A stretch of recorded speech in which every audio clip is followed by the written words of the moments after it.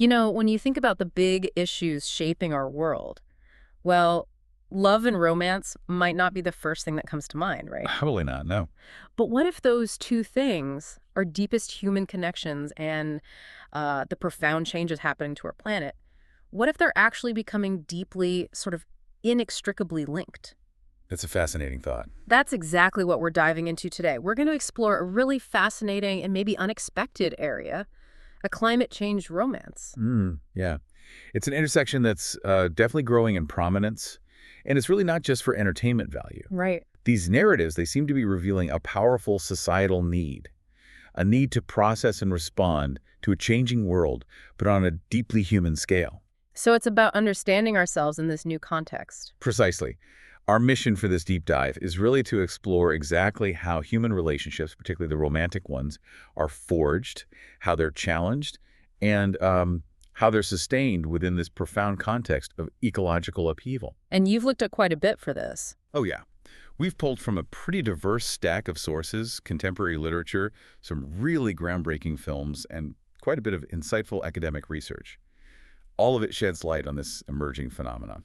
Okay, great. And you, listening, you're going to come away with some truly compelling insights, maybe some surprising facts, too. We hope so. Our focus for this deep dive is love in the Anthropocene, climate change romance. We really want to give you a clear understanding of this emerging cultural phenomenon and, well, why it's so significant right now. Yeah, why it matters. So let's jump right in. Defining the landscape, romance, cli-fi, and eco-fiction. Okay, so if we're going to talk about climate change romance, it feels like we're constantly getting new labels in the storytelling world. It can be a bit confusing. It really can. How do we even begin to define something so specific? And where does it fit into the broader spectrum of environmental storytelling that seems to be emerging everywhere today? That's a great starting point because understanding the terminology really is key to grasping the nuances here. It's not just semantics. Right. We're definitely seeing a significant shift in cultural narratives. And it seems directly prompted by, well, the escalating global environmental crisis. It's hard to ignore. This urgency, this feeling, it's given rise to what we're calling climate change romance. Essentially, you can think of it as a thematic intersection. An intersection. Okay. Yeah, where romantic relationships are explored, but specifically within the context of a changing planet. And it's gaining, considerable cultural and academic interest. People are talking about it. So it's not just a love story that happens to have a flood in the background. Exactly. That's a crucial point. It's not just about a love story happening in a world with climate change. It's about how those relationships are profoundly shaped by it. The climate crisis is woven into the fabric of the relationship itself. So the environment isn't just a backdrop. It's almost like another character, or at least a major force acting on the relationship. Precisely. It's integral. That makes a lot of sense. But then, where does cli-fi fit into this picture? That's a term many people have probably heard thrown around. Yeah, cli-fi seems more established, maybe. Absolutely. Cli-fi or climate fiction, that's the broader category. You can think of it as the big umbrella for narratives, whether in books or films, that directly address climate change. Okay, the main umbrella. Yeah. These works are generally speculative. That means they imagine potential futures, often drawing heavily from actual climate science. So they're asking, what if? Exactly. Ah. They explore how human societies might respond to the impacts of a warming world. And they frequently incorporate elements from established genres like, science fiction, dystopian fiction, or sometimes even utopian narratives. Interesting. And the term cli-fi itself, is that new? Relatively speaking, yes. It really gained traction in the 2010s, though apparently it was coined a bit earlier, around 2007 or 2008. Oh, okay. Yeah, by a freelance news reporter and climate activist named Dan Bloom. So it's a relatively new term for a developing field. But is cli-fi considered a genre on its own? Does it have specific rules or character types that define it? Ah, that's an important distinction, and one that's often, well, debated. While the term is widely used, cli-fi is primarily considered a distinct thematic category. Thematic category, Yeah. not a genre. Right, not a formal genre in the strict scholarly sense. It doesn't really have common plot forms or specific character archetypes that strictly define it, like, say, a detective mystery or a classic Western might. Gotcha. Its unifying element is simply that overarching theme of climate change. Yeah. It's more about what it discusses than how it necessarily discusses it structurally. I see. Okay, so it sounds like a pretty big tent then. If the theme is climate change, it fits. It is. And then there's ecofiction. How does that relate? Is it even broader than cli-fi? In many ways, yes. You could definitely describe ecofiction as a kind of supergenre. A supergenre. Yeah, it encompasses an even wider array of fictional works that are oriented towards nature or the environment in some significant way. The defining trait of ecofiction is that the non-human environment, nature, the ecosystem, isn't just scenic backdrop. Right, not just wallpaper. Exactly. It's presented as a significant, often active presence. It's deeply implicated in human history, in our ethical considerations, and in the very unfolding of the narrative itself. Sometimes it feels almost like a character, as you said earlier, not just a setting. Okay. And what's really crucial for our discussion today is that ecofiction explicitly includes romance as one of its many constituent styles and genres. Ah, okay, so romance is already in the ecofiction tent. It is. This is where the layers really start to interweave and get interesting. Okay, so let me see if I've got this straight. Ecofiction is the really big tent, with nature as a central player. Cli-fi is a slightly smaller tent within ecofiction, focused specifically on climate change. Generally, yes, though they overlap significantly. And climate change romance is nestled somewhere within all of that. So can you pinpoint its exact status? How should we think about it? Precisely. Given what we've just laid out, climate change romance isn't really a formally established genre in its own right. Not yet, anyway. Oh. Instead, it's best understood as a compelling thematic intersection. To be specific, it refers to narratives where romantic relationships are absolutely central to the plot. The love story is key. Yes, absolutely central. And this is the important part to this. Their development, their challenges, or their revolutions are profoundly shaped by the context of climate change or broader environmental crises. Profoundly shaped. Yeah, this is the crucial distinction. In general cli-fi, climate change might be a significant backdrop, sure, but it might not directly influence the core romantic arcs. In climate change romance, the climate crisis isn't just happening around the characters, it's actively driving their relationship, their decisions, their emotional journeys. It's a force within the love story. So the climate crisis isn't just scenery, it's an active participant in the love story. That makes a lot of sense. It clarifies things. Good. And this layering of categories, ecofiction, cli-fi, climate change romance, how does it actually help or hinder the storytelling? Like, what's the benefit of defining it this way? Does it matter? Oh, I think it really matters. It actually highlights the remarkably adaptive nature of contemporary storytelling, how it's responding to urgent contemporary issues like climate change. When you explicitly include romance within the broader ecofiction umbrella, and then apply that to the thematic focus of cli-fi, what you get is climate change romance, effectively operating as a subcategory of eco-romance. A subcategory. Got it. And this layered categorization is quite strategic, actually. While cli-fi provides that essential overarching environmental theme, the romance element brings in a familiar and incredibly compelling narrative structure. Because people love love stories. Exactly. Think about it. A focus on character development, deep emotional arcs, the universal journey of interpersonal connection. This makes the broader, often abstract or frankly overwhelming topic of cli-fi much more accessible to a wider audience. Ah, so it's a gateway. It can be, yeah. It leverages the universal appeal of human connection and emotional drama, making climate change relatable and personally resonant. It's a clever way of kind of sidestepping some of the formal genre limitations that might otherwise narrow the appeal of pure cli-fi.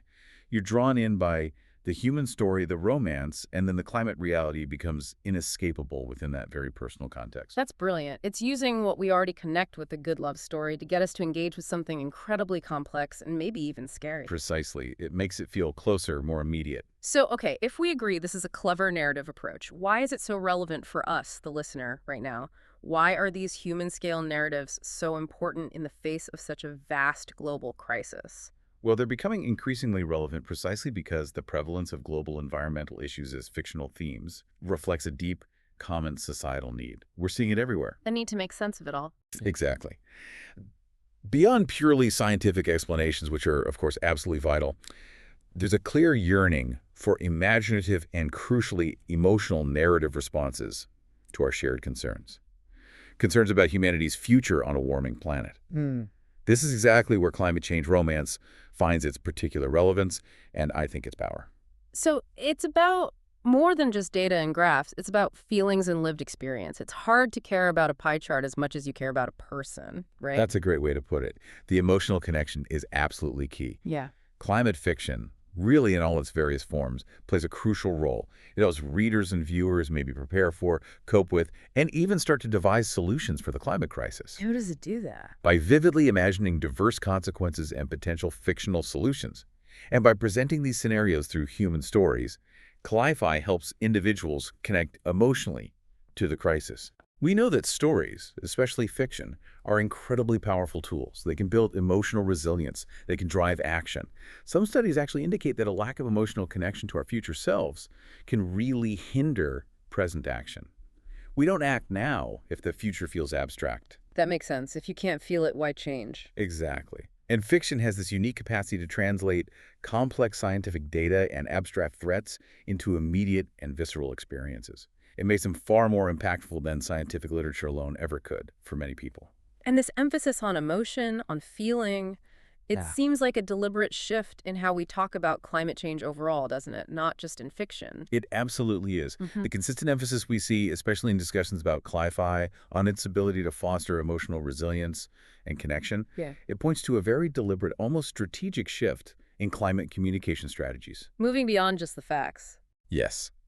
This new approach prioritizes feelings and personal resonance right alongside the factual information, precisely to drive deeper engagement.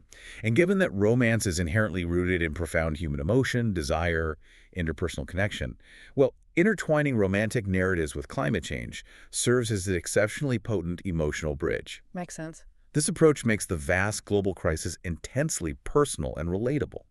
The emotional engagement that romantic narratives facilitate can lead to increased personal connection and empathy with the climate crisis. And that empathy can lead to action. That's the idea. It can genuinely motivate pro-climate beliefs and behaviors. We even have research indicating that discussions within romantic couples can significantly influence each other's climate change beliefs and behaviors. Really? So talking about it with your partner actually matters. It demonstrably does. Yeah. It shows a direct link between intimate relationships and climate awareness and action. That's truly fascinating. It's not just about an individual connecting with a story, but the relationship itself becoming a sort of vector for change. Precisely. This really underscores that climate change romance is not merely a form of entertainment, although it certainly can be entertaining. It functions as a strategic cultural tool. A tool. How so? By embedding climate concerns within these universally understood narratives of love and relationships, it can potentially bypass some of those cognitive barriers that often prevent people from fully engaging with the climate crisis. It fosters a deeper, more personal engagement, making the global issue feel intimately close and therefore more urgent and actionable. Okay. So we've established this intricate definitional landscape, cli-fi, ecofiction, climate change romance, and its vital cultural role in making climate change personal. As you, the listener, think about how we tell stories about our changing world. What new narrative possibilities does this intersection open up for you? Does it make you think differently about how we might inspire action, or maybe even just understanding? 2. Echoes of the past. Environmental themes before cli-fi. Okay, so when we talk about environmental narratives, this whole idea of climate change romance, is this truly a new phenomenon sparked only by our current crisis? Or does it have deeper, maybe surprising historical roots? It feels like humanity has always grappled with its relationship to nature one way or another. You're absolutely right to ask that. Hmm. While cli-fi and climate change romance might be contemporary terms, the engagement with environmental themes in storytelling has a remarkably deep history. It goes way back. How far back are we talking? Well, we can trace significant roots back to the Romantic period. That's roughly the late 18th to mid-19th centuries. The Romantics, like Wordsworth and Shelley. Exactly. That was a pivotal era. It was driven partly by burgeoning advancements in meteorological and geological sciences. People were beginning to truly attempt to comprehend climate as a dynamic global system. And crucially, they were starting to consider that it might even be influenced by human activity. Not in the way we understand it now, of course, but the seeds were there. Wow. That's much earlier than I would have thought. Yeah. So they weren't talking about carbon emissions or anything, but they were thinking about human impact on a planetary scale. Precisely. While it wasn't cli-fi in our modern specific sense, Romantic writing offers a powerful analog, a kind of historical parallel, for contemplating what we now call climate change in the Anthropocene, this era where human impact is really defining Earth's future. Okay. Their visions of global climate change were often inflected with ideas of, well, divine providence or apocalyptic warnings, or sometimes nascent scientific elements. For instance, there's fascinating work by Anja Heise von der Lippe She analyzes how romantic women writers, in particular, engaged with early concepts of social and ecological vulnerability. She argues that these romantic conceptualizations of nature actually continue to influence contemporary discussions about the Anthropocene. So there's a direct line. She makes a strong case for it. It establishes a profound philosophical and literary lineage for environmental concerns that directly informs our modern climate narratives, including, arguably, those now featuring romantic elements. That's incredible. So this romantic view of nature you mentioned, does it still influence us today? What exactly does that entail, and how does it play out? Oh, it's quite significant, I think. The romantic view of nature is typically characterized by a portrayal of the natural world as somewhat mysterious, often benevolent, and it emphasizes a deep, almost spiritual connection between humanity and nature.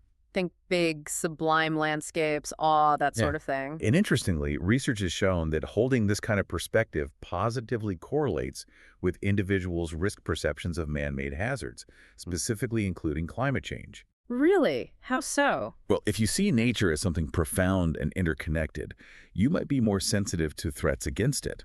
This perspective also correlates with greater support for mitigation efforts, even symbolic ones. Wow. It suggests that the aesthetic and philosophical frameworks developed way back during the Romantic era continue to exert a powerful, albeit maybe subtle, cultural influence on how contemporary society perceives and responds to environmental crises.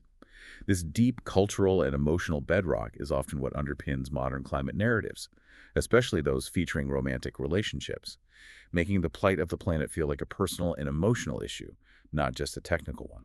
That's a profound connection across centuries. It's not just new science shaping our response, but these older ways of thinking about nature, too. Okay, so that's the philosophical background. Were there any specific fictional works that really stand out from before the term cli-fi was even coined, like early precursors? Absolutely. There are definitely pioneering works that we can certainly look back on and retroactively label as climate fiction, or at least proto-cli-fi. Like who? We'll take Jules Verne, for example. Everyone knows him. Sure, 20,000 Leagues Under the Sea. Right.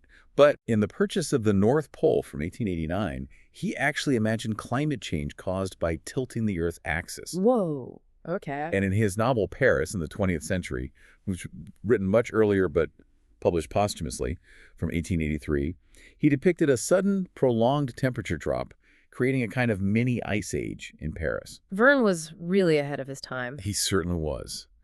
Then you have Lawrence Manning's 1933 serialized novel, The Man Who Awoke. This stands as an early, really striking example of ecological science fiction.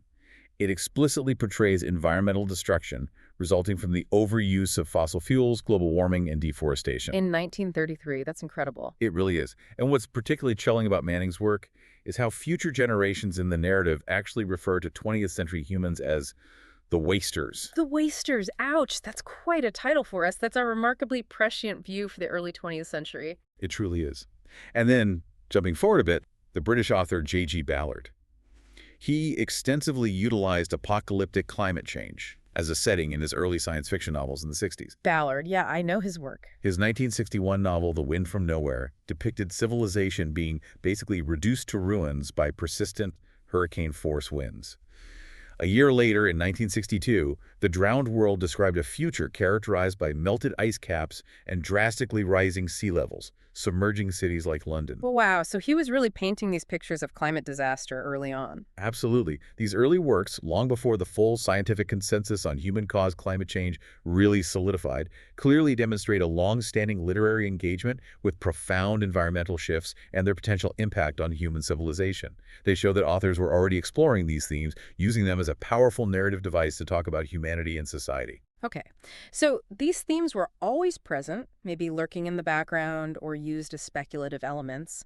But how did we get from those early, often more allegorical or, purely speculative works to the more clearly defined cli-fi and eco-fiction we see today? What was the catalyst for that clearer emergence? Was it just the science catching up? The transition you're asking about is fascinating, and yes, it's largely tied to the increasing scientific understanding of climate change, but also the rise of organized environmental movement. You're right, the activism side. Exactly. Right. While those early works certainly laid the groundwork, the term cli-fi itself, as we discussed, was coined by Dan Bloom in 2007 or 2008, and really gained significant popular traction in the 2010s.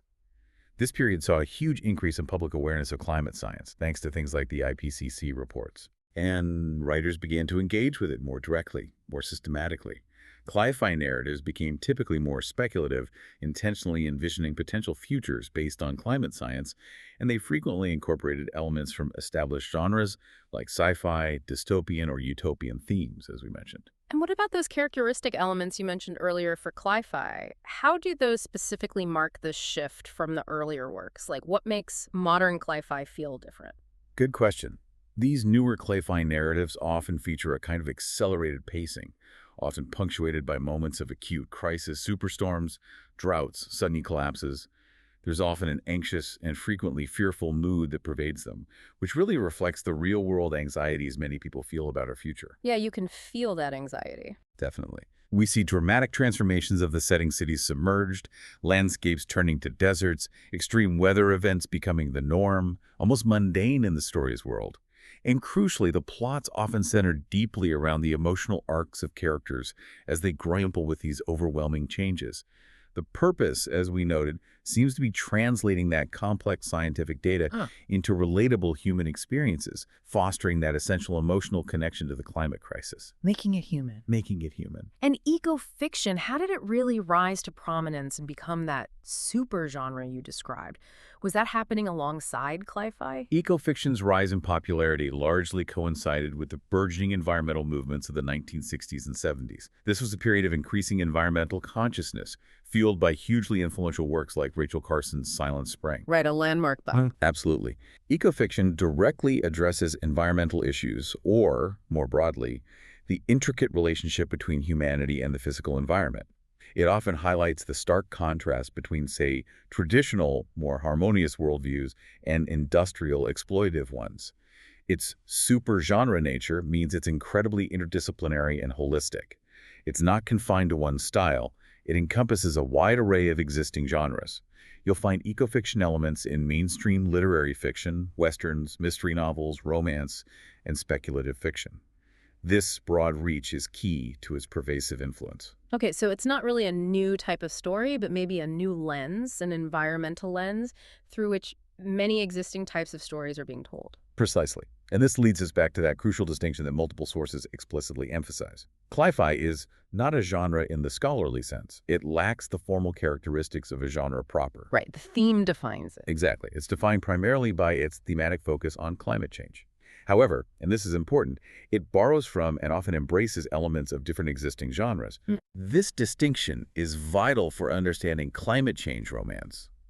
It means climate change romance isn't a novel, formally defined genre in itself.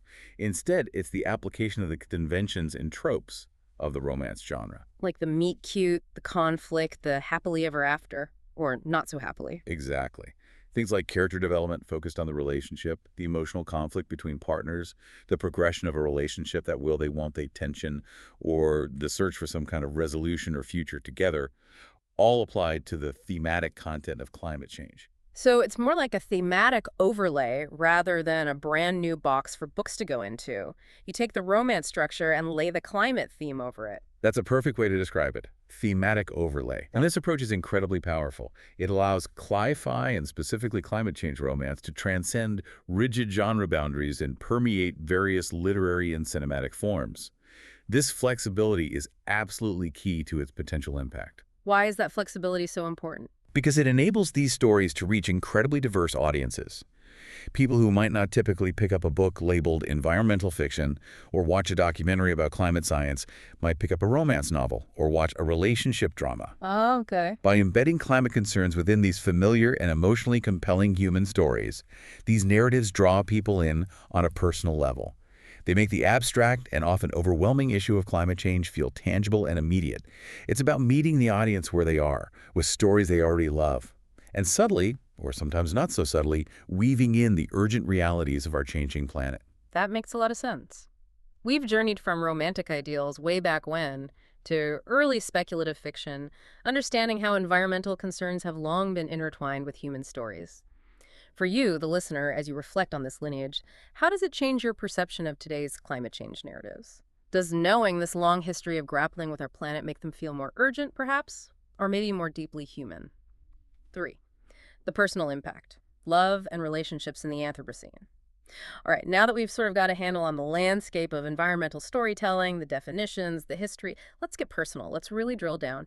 How does the immense, often abstract scale of climate change actually manifest in the most intimate human connections in, our romantic relationships? It seems like such a huge global problem, yet love is so individual, so specific. That's exactly where the concept of the Anthropocene becomes particularly poignant, I think. This epoch, defined by humanity's significant impact on Earth's geology and ecosystems, well, it provides an incredibly challenging yet weirdly fertile ground for exploring romantic relationships. Challenging yet fertile. How so? Because climate change, as a defining feature of this era, doesn't just impact landscapes or economies. It profoundly impacts personal bonds. It changes how we relate to each other.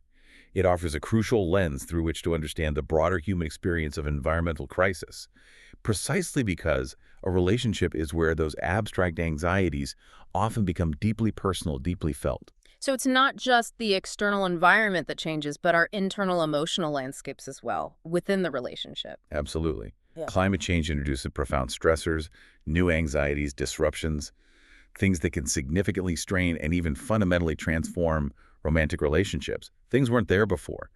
Existing vulnerabilities within relationships, maybe communication issues, financial stress, differing values, these are often exacerbated by what some researchers have termed the emotional life cycle of disaster. The emotional life cycle of disaster. What's Wow. that?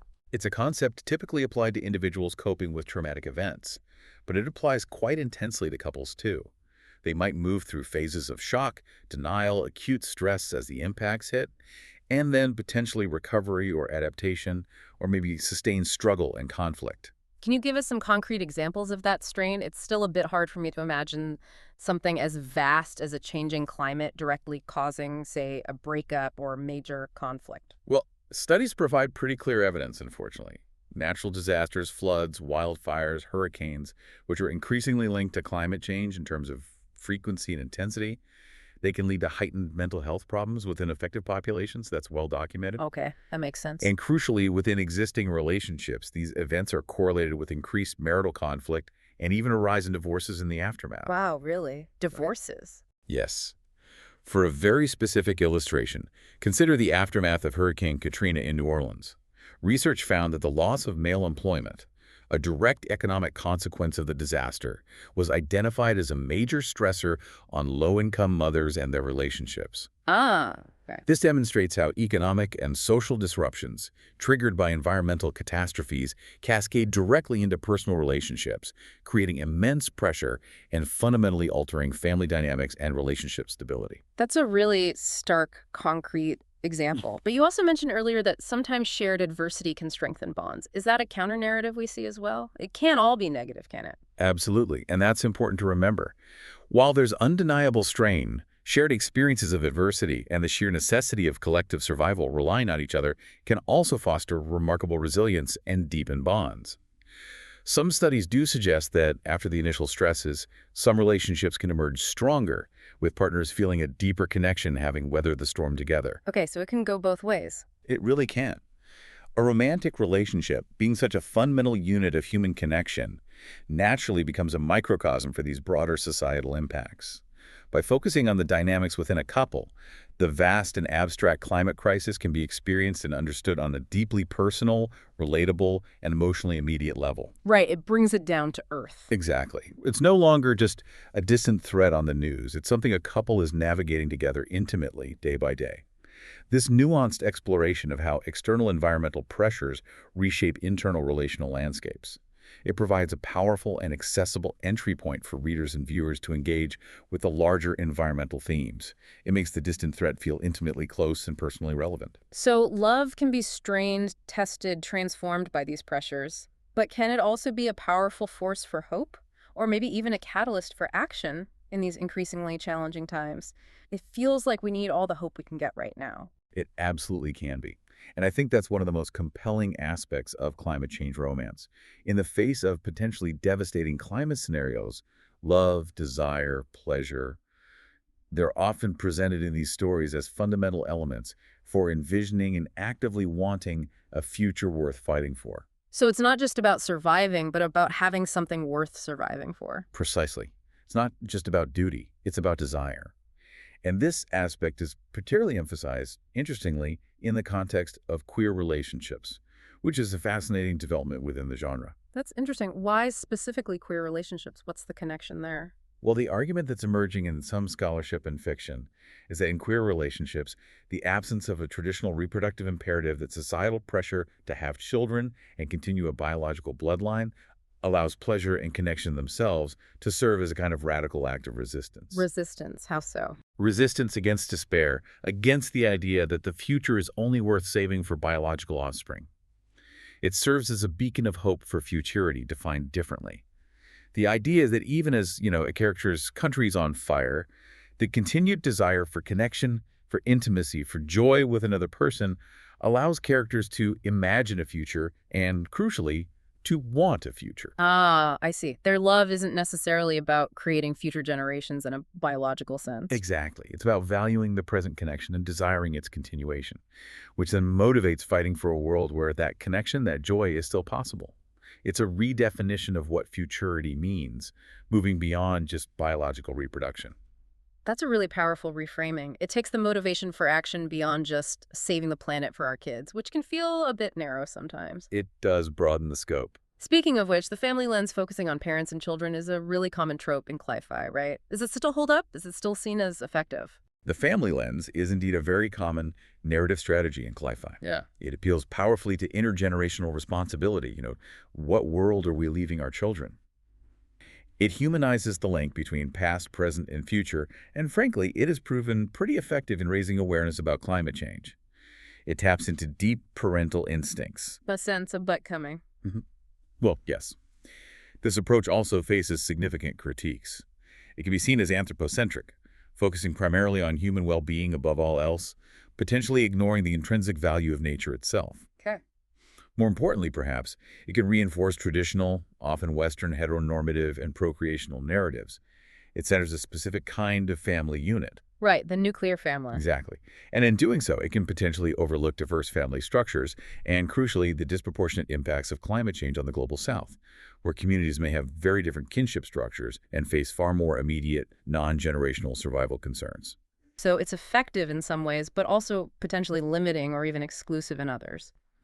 How does love then provide that counter-narrative you mentioned earlier? How does it push back against just despair or narrow motivations? Well, while climate change can undeniably damage relationships, as we discussed, the presence of love and desire within these narratives provides a powerful counter-narrative to sheer despair. The idea that characters continue to desire each other, even as their country is on fire, as one source puts it, it suggests that love is not merely a backdrop for the struggle. It's part of the fight. Yes, or at least a fundamental driver for survival and the will to imagine and pursue a future. This is particularly salient when considering that idea of queer futurity, as it challenges those traditional procreational motivations for saving the future. Climate change romance, especially when it incorporates diverse relationship dynamics, moves beyond simplistic save the planet for the children tropes. It argues that love, in its varied forms, whether romantic, familial, or communal, provides intrinsic value.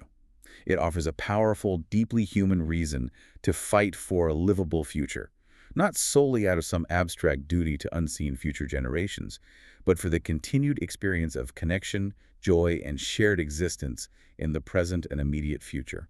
So it shifts the motivation from a distant obligation to an immediate felt desire. Exactly. A desire for continued shared life, for continued connection right now and tomorrow. What's fascinating here is this growing emphasis on diverse relationship dynamics. Why is that crucial? Beyond just representation, which is important in itself, but why is it crucial for how these narratives explore our climate future? It sounds like it's doing more than just showing different kinds of people falling in love. Oh, it's definitely doing more than just representation, though that is valuable. There is a very clear and growing call from critics and writers for more diverse romantic relationships in climate fiction, specifically including queer narratives. And why is that call happening now? Because these relationships are increasingly viewed as embodying resistance. Resistance against dominant narratives, against despair. They provide a unique and expansive lens through which to envision and desire a future that isn't just a continuation of the past or dictated by traditional norms. The increasing inclusion of queer relationships directly challenges the traditional norm of centering the nuclear family as the primary unit for exploring intergenerational responsibility and future hope. So it broadens the very definition of what we're fighting for, who we're fighting for. Exactly. This is not merely about ticking boxes for representation. It is about expanding the motivations and the very forms of climate action and futurity itself. By moving beyond that reproductive imperative, the idea that we must only save the planet for the sake of our biological descendants, these narratives suggest that the desire for a future is rooted in the intrinsic value of love, pleasure, and diverse forms of community and connection. Right. It's about the present joy of connection and the desire for that joy to continue, rather than solely a biological continuation into the distant future. Can you give us a couple of examples from the stories we're seeing? How are these diverse relationships being explored on the page? Certainly. Take Julia Armfield's Our Wives Under the Sea. We mentioned it briefly. This novel explores a queer relationship right at its core. It focuses on Miri's struggle to reconnect with her wife, Leah, after Leah returns irrevocably changed, physically and mentally, from a disastrous deep-sea mission. Okay. The narrative intricately intertwines themes of love, grief, deep-sea horror, but also broader climate crisis concerns and human encroachment on nature. The tragic path of their relationship is directly shaped by the environmental catastrophe Leah experiences. Her transformation is the ecological disaster made personal. It's not just a love story in a changing world. The change is the central conflict in the love story. Wow, that sounds intense. It is. Similarly, Rosa Rankin-Guy's Dreamland, which we also touched on, features an LGBTQ romance between Chance and Frankie that blossoms amidst the bleakness of climate change, rising sea levels, and social inequality in a near-future Britain. The relationship offers a vital path of hope and human connection within what is otherwise a very stark and often despairing narrative landscape. Their love provides light in the darkness. So these aren't just diverse characters being plugged into old stories. They're offering diverse reasons for hope and potentially for action. Exactly. By showcasing diverse relationship dynamics, climate change romance broadens the appeal and relevance of climate narratives. It makes them more inclusive, more reflective of varied human experiences. And importantly, this also offers alternative models for collective survival and futurity that are not solely dependent on traditional family structures. It fosters a more expansive and resilient vision of what a future worth fighting for can actually entail, a future where connection and pleasure in all their forms are valid and powerful motivators for action. Okay, so love isn't just a potential casualty of climate change. It's also a powerful catalyst and a fundamental reason to fight. For you, the listener, how does this discussion reshape your understanding of individual agency and hope in the face of a global crisis? Does it make the problem feel more solvable, or maybe just more profoundly personal, when viewed through this lens of human connection and desire? 4. Literary narratives. Love stories on a warming planet. All right, now that we understand the profound personal impact that climate change can have on relationships and the potential for love to be a motivator, let's explore the actual stories. What does climate change romance look like on the page? How do authors weave these intimate relationships into the larger ecological crisis? It sounds like there's quite a wide range of approaches. There is indeed a growing and increasingly varied body of literature that explicitly integrates romantic elements with climate change themes. It really demonstrates the versatility of this narrative approach, this thematic intersection we've been talking about. These novels skillfully weave personal relationships into the larger ecological crisis. They show how intimate bonds are tested, how they're transformed, and sometimes, as we discussed, even strengthened by environmental upheaval. While it's true that many cli-fi novels focus more on broader societal impacts, a significant and growing number feature romantic relationships, or at least meaningful romantic subplots, illustrating a real spectrum of integration. A spectrum? What do you mean by that? Well, some stories have the climate crisis as the absolute central engine driving the romantic plot, while in others it might be a more pervasive background reality that shapes the characters' worldviews and choices, subtly influencing their relationship. Okay, that makes sense. Can you give us some specific examples from the source material we looked at? Let's maybe start with Julia Armfield's Our Wives Under the Sea again. How does that one really exemplify this intersection? Right. Our Wives Under the Sea by Julia Armfield centers so powerfully on a queer romance. It depicts Miri's profound struggle to reconnect with her wife Leah after Leah returns irrevocably altered physically and mentally from a catastrophic deep-sea mission, likely linked to some form of environmental disturbance or unknown pressures. The narrative intricately explores themes of love, grief, memory, all interwoven with elements of deep-sea horror, body horror even. But crucially, it also touches on broader concerns about the climate crisis and human encroachment on the mysterious natural world, the deep ocean. The tragic path of their relationship, Leah's transformation, is directly shaped by the environmental catastrophe she experiences. The personal tragedy is the planetary tragedy embodied. So the environmental element is absolutely core to the relationship's breakdown or transformation. Completely. It's not just happening around them, it happened to one of them, fundamentally altering their bond. That sounds incredibly poignant and quite dark. What about Charlotte McConaughey's Migrations? How does that one approach it? Charlotte McConaughey's Migrations is another really compelling example, maybe a bit different in tone. It follows Franny Stone as she embarks on this desperate, almost obsessive journey to track the world's last Arctic terns on their migration across a planet already devastated by climate change and mass extinctions. A bleak setting. Very. But the narrative skillfully interweaves this ecological quest with flashbacks to her whirlwind romance with her late husband, Noel, who was himself a passionate climate activist. Oh, okay. And it also explores her complex, evolving bond with Ennis Malone, the somewhat reluctant captain of the fishing boat she joins.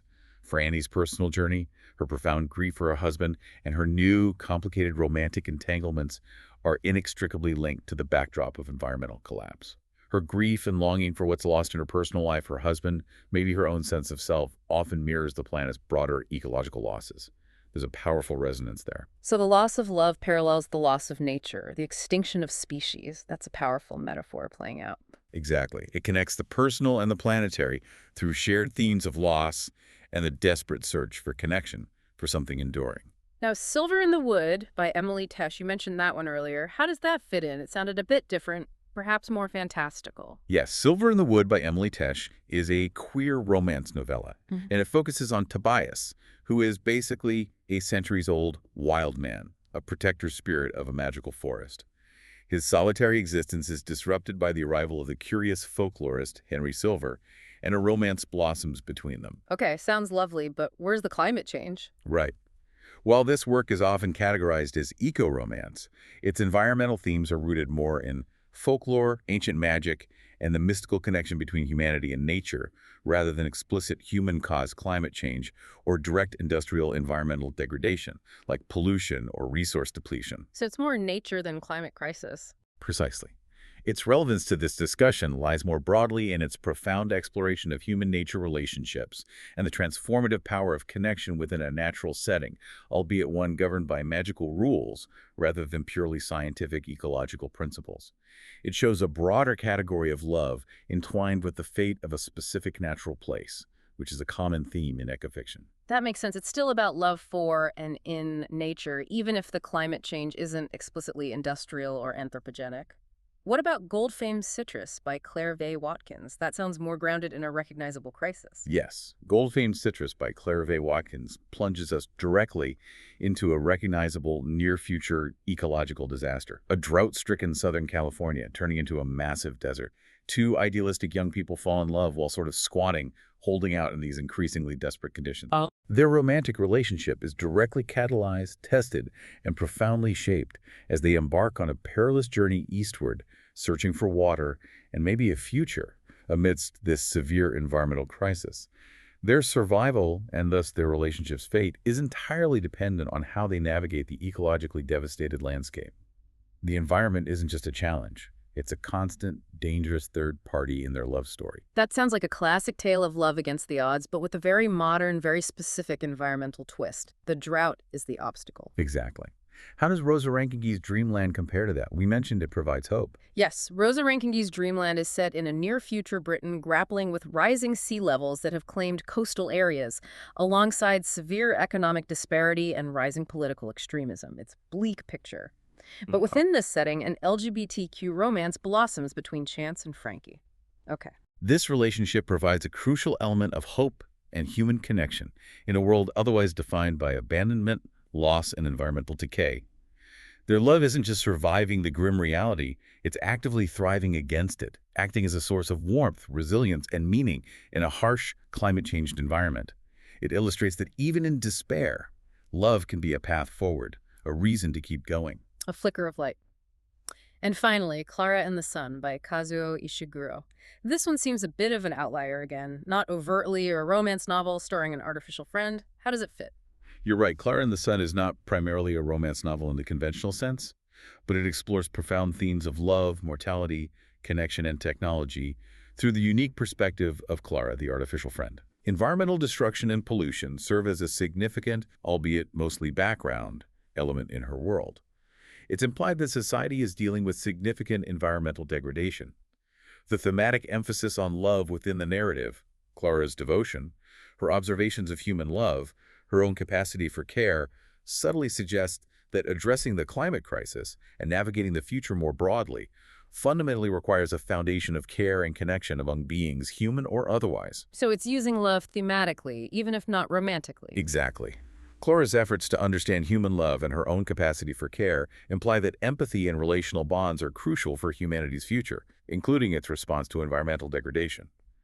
So while not a climate change romance, it speaks to the broader concept of love and connection being vital for navigating a changing world, including a climate-changed one. That's a great selection of examples, and it really shows the breadth of how this is being done. So it seems these authors are finding incredibly creative and varied ways to make a global problem feel intimately personal on the page.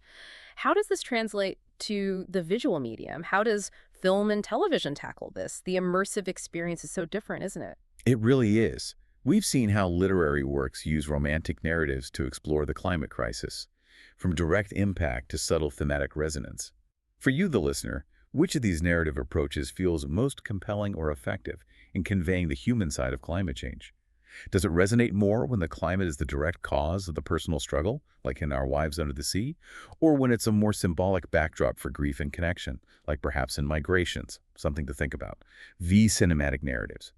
Visualizing love in a changing world. Okay, so from the page to the screen, how do films and series tackle this idea of climate change romance? What can that immersive visual storytelling add to this intersection that maybe literature can't quite capture in the same way? And how do they portray love amidst environmental crisis? It feels like the visual medium could make the environmental impact even more visceral, more immediate.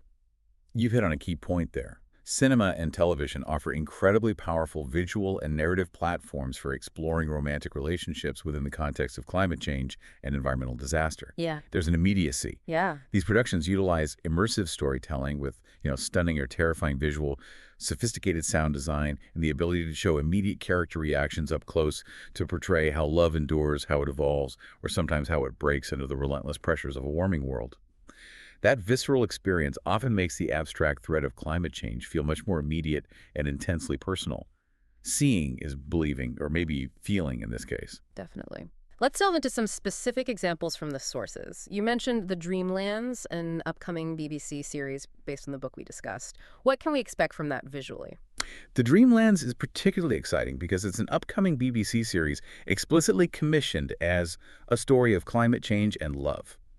So the intent is clear from the outset. It's based on Rosa Rankige's novel Dreamland, which, as we know, features an LGBTQ romance blossoming amidst the bleak realities of rising sea levels and social inequality in a near-future Britain. Okay. On screen, this will likely provide a potent narrative of hope and human connection in challenging times.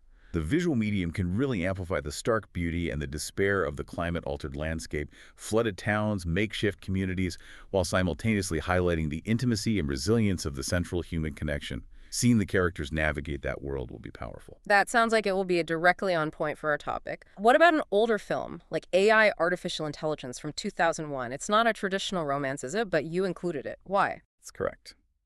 Directed by Steven Spielberg, AI is set against a visually striking post-apocalyptic world shaped by global warming melted ice caps, flooded cities like New York. It explores the profound, almost desperate love of a highly advanced robotic boy, David, who longs to become real to regain the love of his human mother who abandoned him. Right, it's familial love. Exactly. While it's not a romantic relationship in the conventional sense, it delves deeply into universal themes of love, longing, belonging, and the enduring human, or perhaps sentient, need for connection within a climate-altered world. The environmental devastation is the direct consequence of global warming in the film's backstory, forming the somber, watery backdrop to David's relentless quest for acceptance. It shows how even in a drastically changed world, that core drive for love persists, maybe even intensifies. So it's about the broader human capacity for love, for connection, in a world irrevocably changed by climate. How does The Beach House from 2019 fit into this category? That sounds Yeah. more like horror. The Beach House, directed by Jeffrey A. Brown, is a horror drama that truly centers its premise on the direct impact of environmental collapse on a relationship. It starts as a seemingly romantic getaway for two college sweethearts trying to reconnect, Oh. but it quickly devolves into a terrifying struggle for survival. Mysterious guests arrive, and more importantly, the surrounding environment, the water, the air, the local organisms begins to exhibit signs of a strange, terrifying infection or transformation, with environmental phenomena explicitly linked to climate change themes within the film's world. Yikes. The film explicitly incorporates environmental horror and climate themes, directly challenging the romantic relationship with ecological collapse and existential threats. Their personal struggle for survival becomes inseparable from the ecological crisis unfolding around them, with the environment itself actively turning hostile, literally infectious. That sounds like a very direct and chilling intersection. The environment as the monster attacking the relationship. In a way, yes. What about Chloe and Theo? It seemed to have a different tone, more drama or message-oriented. Chloe and Theo, a 2015 environmentally conscious drama directed by Esna Sands, features Theo, an Inuit man from the Arctic who travels to New York City. His mission is to warn world leaders about the catastrophic impact of climate change on his home and his people. Okay. He befriends a fiery, street-smart homeless girl named Chloe, and together they embark on this unlikely odyssey to try and save the world, or at least get people to listen. While their bond is primarily platonic, a deep friendship. No, Romana. Not romantic, no. But the film strongly emphasizes humanitarian messages and the profound need to care for one another, to bridge divides. Their strong interpersonal connection, their mutual care and trust despite their different backgrounds, underpins the broader love for the planet theme. It demonstrates how individual bonds, friendship in this case, can inspire collective action and compassion in the face of a global crisis. So, love is connection, driving action. And the Extrapolations TV series from last year. That seems to be a very direct exploration of these themes across multiple stories. Yes, Extrapolations, the 2023 TV series created by Scott Z. Burns, is perhaps one of the most comprehensive cinematic explorations of our topic to date. It's an anthology drama series presenting 8 interwoven stories, each set in a different year than near future, showing how the chaotic effects of climate change become deeply embedded in everyday lives. So. The series explicitly sets out to explore how these planetary changes will affect love, work, faith, and family on a deeply personal and human scale. It's right there in the premise. For instance, Episode 6, 2066. Lola specifically focuses on a single mother's experience with sophisticated artificial companionship, highlighting the evolving nature of love and connection in a climate-stressed society where traditional relationships might be challenged or augmented by technology due to environmental pressures or social changes. It shows a truly global and multifaceted impact on intimacy. That sounds really ambitious. What about big-budget disaster films like The Day After Tomorrow? We all remember that one. Does that count as climate change romance in any meaningful way? Well, while it's primarily a spectacular disaster film, Roland Emmerich's The Day After Tomorrow 2004 certainly features a central emotional arc that is deeply rooted in love. The main plot driver for the protagonist, the paleoclimatologist played by Dennis Quaid, is his ferocious love for his son, trapped in New York. Right, he walks across a frozen America to save him. Exactly. That perilous journey during a sudden new ice age triggered by climate change is entirely motivated by parental love. So it illustrates how familial love can serve as an incredibly powerful motivator for survival and action in the face of environmental catastrophe. While not romantic love, it underscores how deeply human bonds provide the impetus for enduring the unimaginable in a climate-altered world. And Richard Powers' Bewilderment, the novel, also touches on that father-son love, right? And it might become a film. Yes, exactly. Richard Powers' novel Bewilderment, for which film rights have been acquired, also features a poignant father and son's ferocious love amidst these soaring, beautiful descriptions of the natural world, but also an imperiled planet. That deep, loving bond between them provides a vital emotional anchor for the exploration of profound environmental themes, echoing that same idea of parental love as a driving force for engaging with the planet's fate. Okay, so it seems really crucial here, maybe even more so than with books, to differentiate, isn't it? Not every movie set in a beautiful place with a love story is climate change romance. We need to be careful. Absolutely, that's a crucial differentiation to make.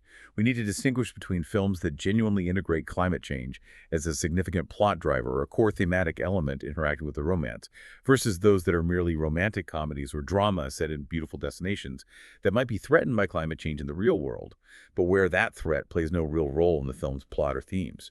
Right, like a rom-com set in Venice might be lovely, but unless the rising sea levels are actually part of the story. Exactly. Films like, say, Falling in Love, or even something like Lost in Translation, while romantic, they don't feature climate change as a plot driver or a significant thematic element affecting the relationship. Our focus has to remain on narratives where climate change is somehow central to the romantic or familial arc, where it's part of the drama. So we're looking for climate change as a character or a catalyst or a major shaping force, not just incidental scenery. And just like in literature, it sounds like we see varying degrees of integration in cinema, too. Yes, very much so. A similar spectrum. Some cinematic works, like The Beach House or the series Extrapolations, directly embed the relational drama within the unfolding climate crisis. The environmental threat is central to the couple's struggle, their choices, their fate. Others, like AI or The Day After Tomorrow, use the climate backdrop more to explore broader themes of love, often parental love, or universal human connection, or the meaning of being human without necessarily focusing on romantic love as the central plot driver. The climate context enables those broader reflections. Gotcha. And the explicit mention of love, faith, work, and family in the description of Extrapolations indicates a very conscious, deliberate effort to explore the full human emotional spectrum in a world profoundly affected by climate change. It's a very targeted approach. And what would you say is cinema's unique power in this space? What does seeing it on screen bring that maybe reading it in a book doesn't or does differently? Well, with its immersive visual and auditory capabilities, cinema can powerfully convey the emotional and relational stakes of climate change in a way that truly resonates, often viscerally. It can show, rather than just tell, the devastation, the beauty, the intimate struggles. Seeing a character's face react to a climate event, hearing the soundscape, it hits differently. Yeah, it can feel more immediate. Exactly. By centering romantic or familial bonds, these films make the often overwhelming scale of climate disaster comprehensible and impactful on a personal level. This allows them to potentially reach wider audiences than purely scientific reports or even traditional documentaries might. This approach humanizes the crisis, fostering empathy and engagement by showing you what it feels like to live through these changes, often through the eyes of characters you become emotionally invested in. It makes the abstract tangible. Okay. We've explored how cinema visualizes love in a warming world, making abstract threats tangible and personal. For you, the listener, how do these cinematic examples deepen your personal connection to the climate crisis compared to, say, reading scientific reports or news headlines? Does seeing the human struggle on screen change how you feel about the issue? Does it make it more urgent or more emotionally resonant for you? 6. Critiques and resonance, the impact of climate change romance. All right, so these narratives, both on page and screen, they seem to be proving themselves as potentially incredibly powerful tools for engagement, right? Making these abstract environmental threats feel deeply personal through the lens of love and relationships. But are they universally praised? Is everyone convinced this is a good way to talk about climate change? What are the critiques and what's the actual societal resonance?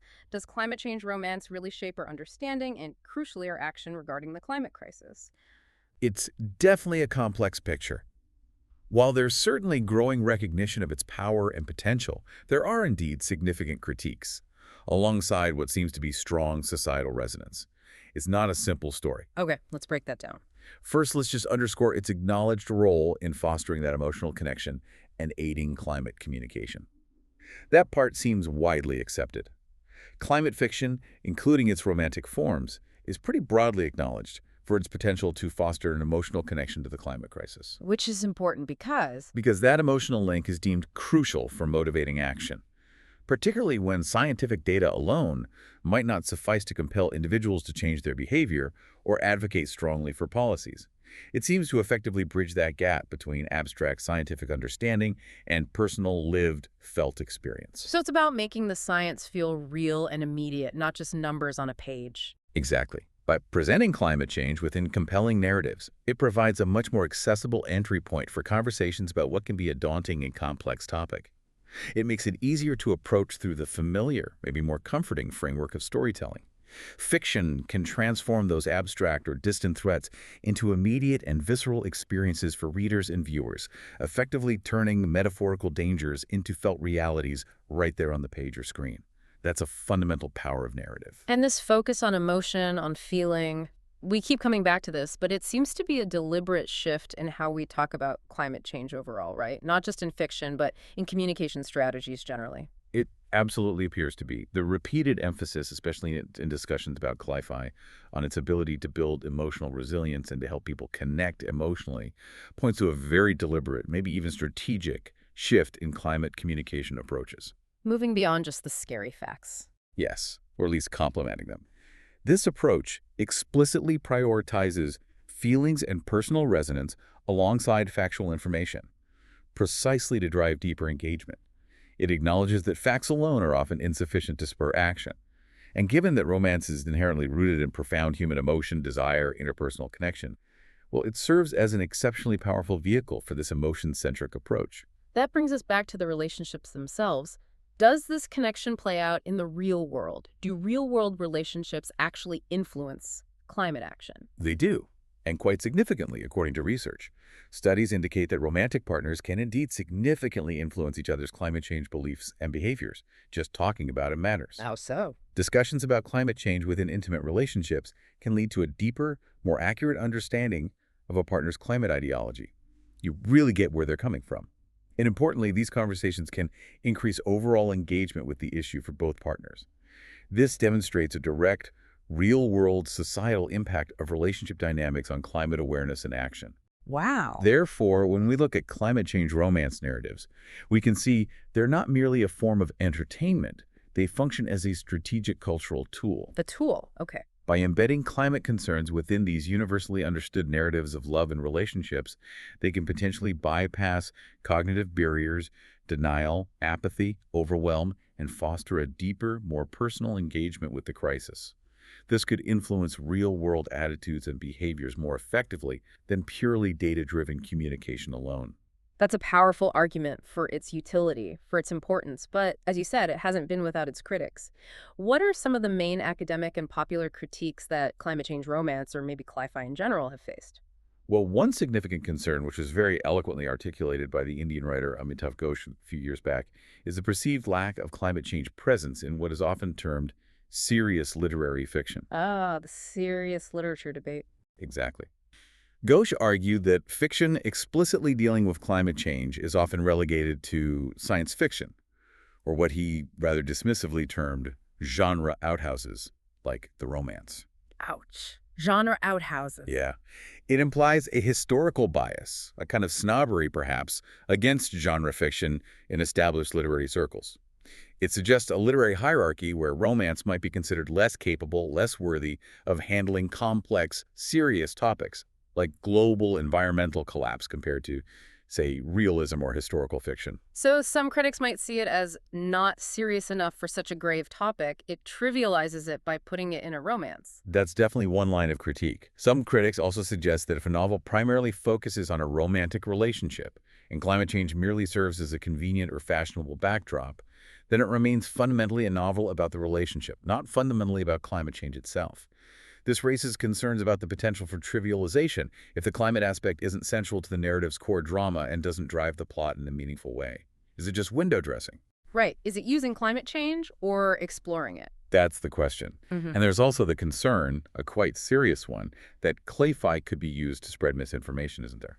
Yes, that's another crucial critique we can't ignore. The reception of works like Michael Crichton's thriller State of Fear back in 2004 illustrates this danger quite starkly. How so? That novel was widely criticized by scientists for being used to misinform the public, to actively deny or downplay the scientific consensus on climate change, portraying climate concern as a kind of vast pseudoscientific hoax orchestrated by environmentalists.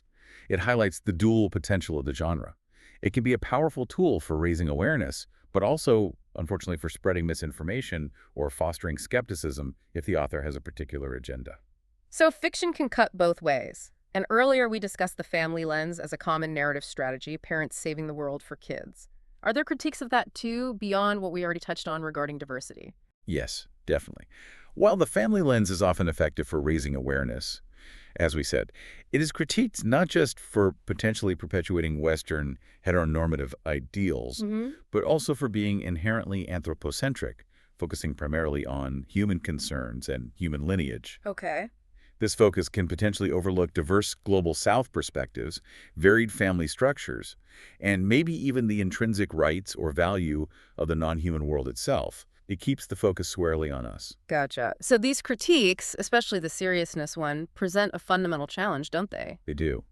If cli-fi's goal is partly to reach hearts and minds, to foster that emotional connection, and if romance is a profoundly effective vehicle for emotional connection for millions of readers, Mm. then dismissing climate change romance as not serious or mere genre actively hinders the very objective of effective climate communication. Right, it shoots itself in the foot. Kind of. The challenge, then, for climate change romance, as it develops, is to demonstrate that it can engage with the profound complexities and nuances of the climate crisis through deeply human relational drama, rather than merely using the crisis as a superficial plot device or backdrop.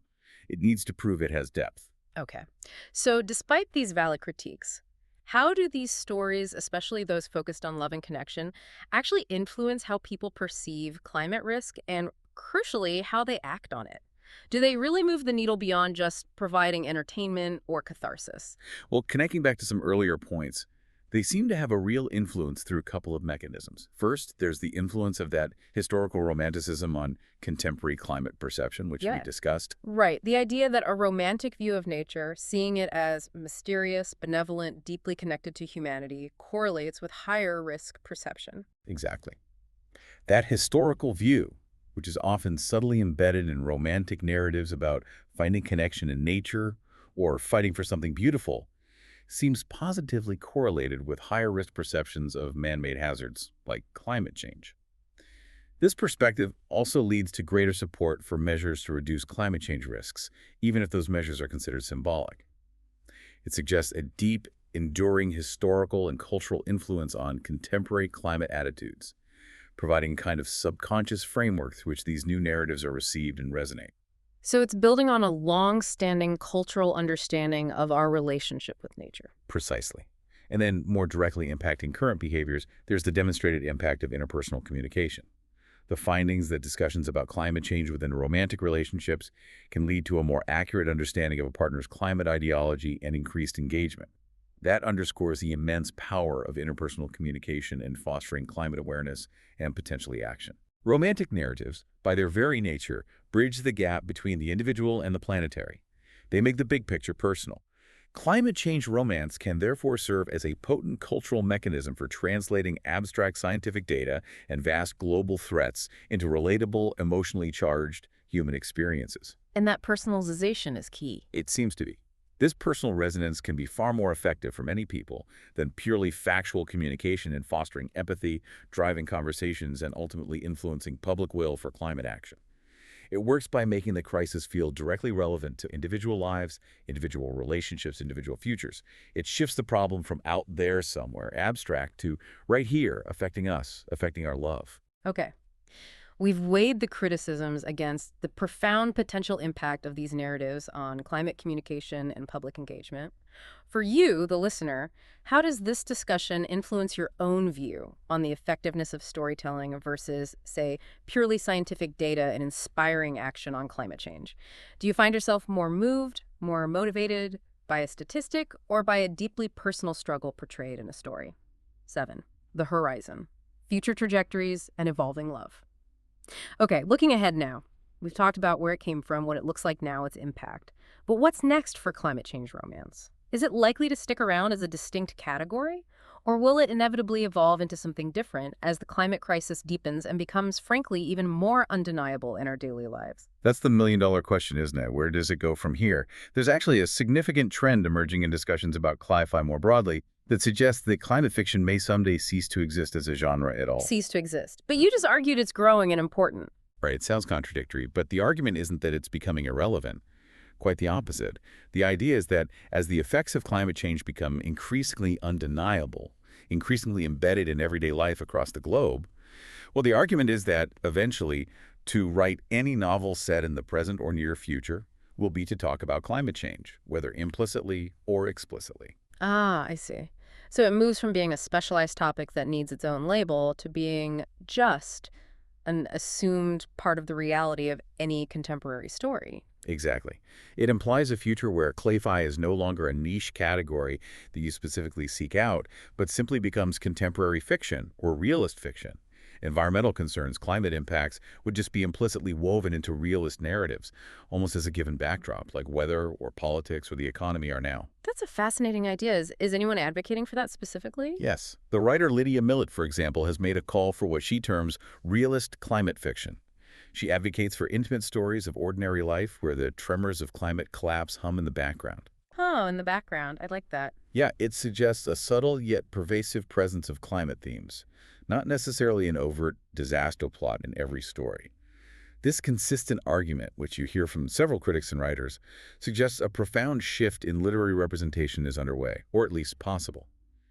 Climate change is moving from being a speculative or special topic, requiring its own genre label, to being recognized as an inherent and unavoidable aspect of the human condition in the 21st century. Okay.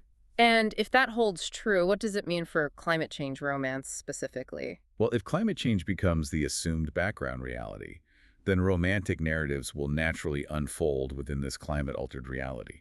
That would make climate change romance less of a specialized niche needing its own shelf and more of a common, integrated narrative thread running through all kinds of fiction featuring relationships. And what would be the impact of that kind of normalization? Would it be a good thing? It could significantly increase the genre's reach and impact, potentially.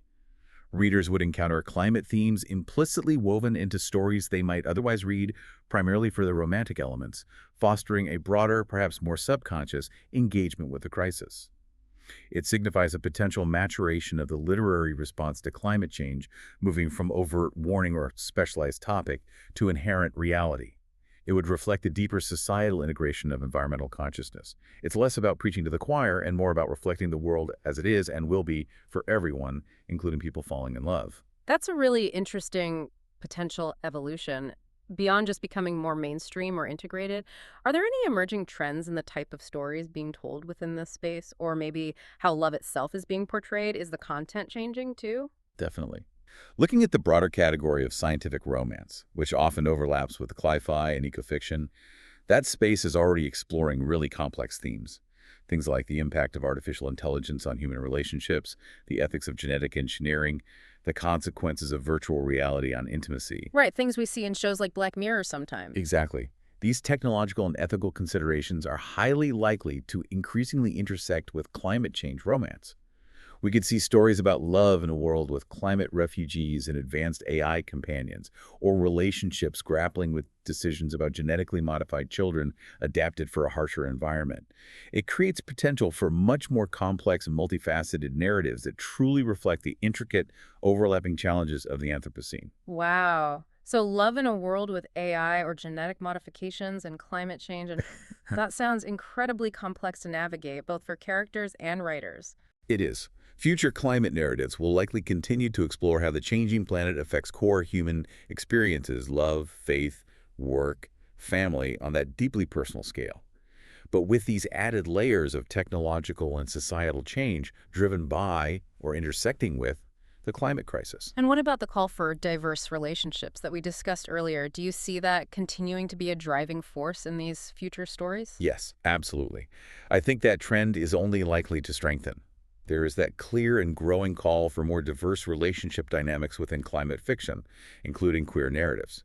As we discussed, these are often framed as a radical affirmation of pleasure, desire, and connection, providing a compelling reason to fight for and imagine a future that isn't bound by traditional norms or solely focused on biological continuation. So the future of climate change romance isn't merely about producing more stories, quantitatively. It's about what kind of stories are told and how love itself is conceptualized within them. The emerging trends point towards a broadening of romance beyond traditional heterosexual pairings and a deeper integration with other pressing societal and technological themes. This suggests that the love in these narratives will become more complex, more nuanced, reflecting the multifaceted challenges and adaptations required in a climate-changed world. So the future imagined in these stories is less about just basic survival, perhaps, and more about the quality of life, the quality of connection within these new, altered realities. Precisely. The future imagined will likely be less about simple physical survival, though that will surely remain a theme, and more about the quality of human connection, the ethical considerations we face, and the diverse forms of existence and relationship that might emerge within these altered realities. This evolution indicates a growing sophistication in how literature and film are engaging with climate change. How so? Sophistication. By moving beyond a purely cautionary or dystopian focus, which can be paralyzing, and by embracing the full spectrum of human relationships, technological advancements, and ethical dilemmas, climate change romance and cli-fi more broadly can offer more nuanced, maybe more hopeful, and certainly more diverse visions of adaptation and resilience. It fosters a richer imaginative space for confronting and living within the Anthropocene. That's a hopeful note to end on, in a way. But it raises an important question. What kind of future worth fighting for will love help us envision and build in this increasingly changed world? And what stories will we need to tell ourselves to get there? Indeed. We've explored the dynamic future of climate change romance, predicting its deeper integration into mainstream fiction and perhaps a more complex understanding of love itself. For you, the listener, how might these evolving narratives help society not just cope with the changes ahead, but actively reimagine a livable future? A future that embraces diversity, new forms of connection, and maybe finds resilience in unexpected places. Outro. So to try and bring all that together, what we've seen today is that climate change romance isn't really a rigid, formally defined genre, not in the traditional sense. Instead, it's better understood as a dynamic and, I think, vital thematic intersection. It sits within those broader categories of climate fiction and ecofiction. Right, it's a space where themes collide. Exactly. This emergent narrative space has a unique ability to translate the abstract, often overwhelming realities of climate science into deeply personal, emotionally resonant stories. And it does this through the universal lens of human relationships, love, desire, connection, loss. Making the global feel personal. Precisely. Our deep dive today, I hope, demonstrates that this form of storytelling plays a really crucial role. It can foster empathy, it can help build emotional resilience, and potentially motivate action by making the global crisis relatable and intimately felt. By focusing on the direct impacts of climate change on individual lives and relationships, these narratives can effectively bypass some of the cognitive barriers, the numbness, the distance often associated with purely scientific communication. It makes the threat tangible. But it's not without its challenges or critics. No, absolutely not. We acknowledge the academic and popular critiques, particularly concerns about genre hierarchy, the potential for trivialization if not done well, or even misuse for misinformation. However, the evolving sophistication of climate change romance, its increasing willingness to tackle complexity and diversity, suggests its growing capacity to engage with profound themes through compelling human drama. It's a space that's maturing. Okay, so as you, the listener, reflect on today's deep dive, maybe consider this. In a world increasingly shaped by environmental transformations, what role does connection, whether it's romantic, familial, or communal, play in your own personal sense of hope, purpose, and maybe even your motivation for action for the future? That's a great question. Because it seems the enduring significance of love, connection, and diverse human relationships stands as a fundamental driver. A driver for imagining, striving for, and adapting to a livable future in this Anthropocene era we're in. The emotional stakes inherent in romantic narratives provide a powerful, deeply human reason to confront the climate crisis. It illustrates that even in a warming world, the human desire for connection and a shared future remains a potent force, capable of inspiring both personal resilience and potentially collective action. Well said. So we encourage you to maybe seek out some of the books or films we've mentioned today if they sparked your interest, or maybe just simply observe how these interwoven themes of love and environment manifest in the stories and experiences around you. They might be more present than you think.